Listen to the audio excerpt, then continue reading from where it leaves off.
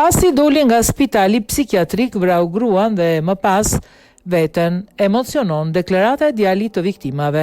Një argjendar i dyshuar për vrasjen e gruas së tij dhe më pas vetvrasjen u lirua para shumë kohësh nga një spital psikiatrik, tha djali i tij në një hetim. Oliver Stone Houghton tha se babai i tij, Christopher, nuk ishte mjaftueshëm mirë për t'u kthyer në shtëpi. 66 vjeçari ishte përkeqësuar mendërisht nga pandemia COVID-19, e cila çoi në mbylljen e biznesit të tij të bijuterive dhe më vonë u detyrua t'i nënshtrohej edhe një operacioni.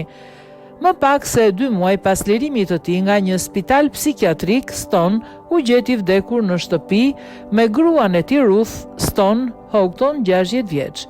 Një hetim tha se Stone Houghton u gjet i varur dhe ndërsa gruaja e tij u gjet në dyshemen e dhomës së gjumit e mbuluar me një çarçaf të përgjakur dhe një çekiç. Djali i tyre, Oliver, i tha gjykatës së mjekësisë ligjore se babai i tij nuk duhet të ishte liruar nga psikiatriku. Oliver tha se pasojat e lirimit parakohshëm kanë qenë katastrofike.